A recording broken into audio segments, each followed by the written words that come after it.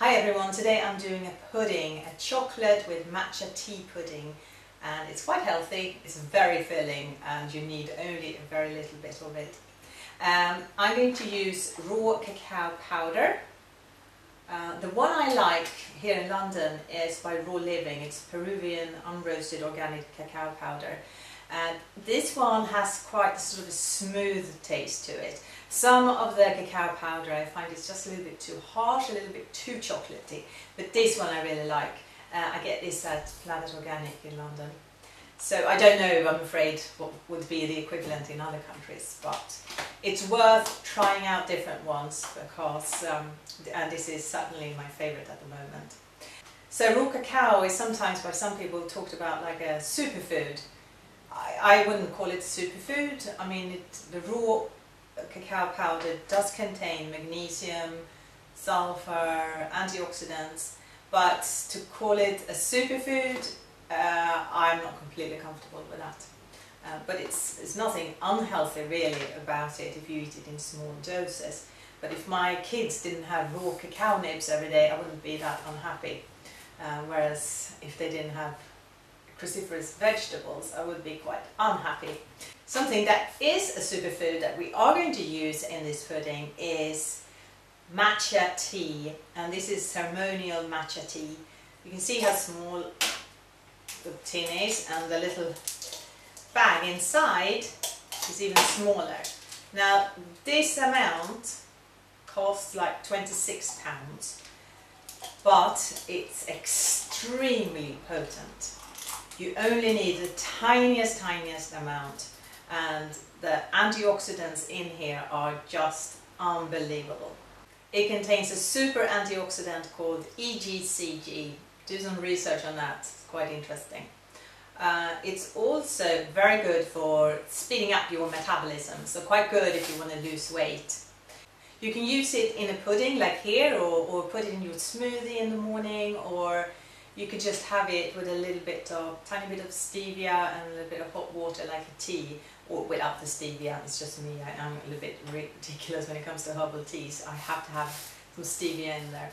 But I really recommend this, and it might sound steep, the price, but I think it's worth it. So the main part of the pudding is coconut milk.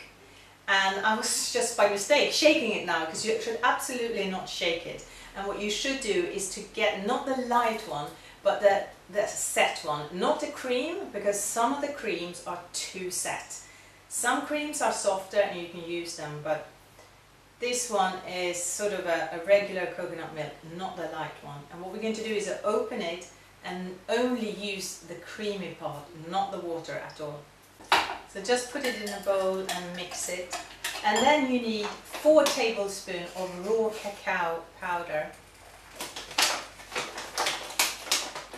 You can obviously do it to taste.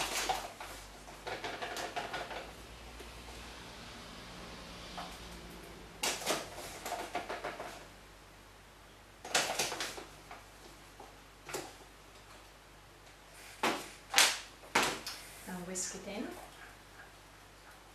It's quite filling, this, so good if you have a salad or something lighter before.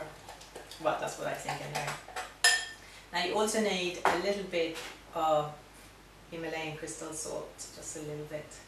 And we're going to have 1 teaspoon of the precious matcha tea powder. The colour of this is just amazing.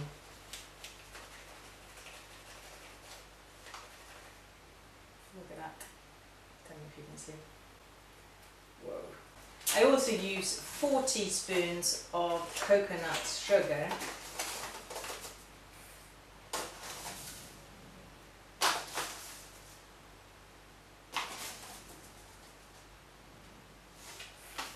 And a little bit of stevia.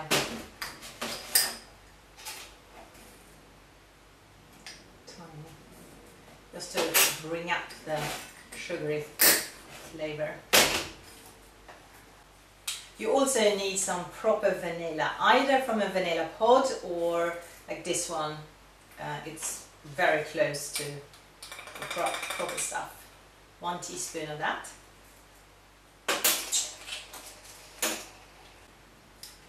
You just mix it. I'm going to taste it. Oh yeah. Whoa.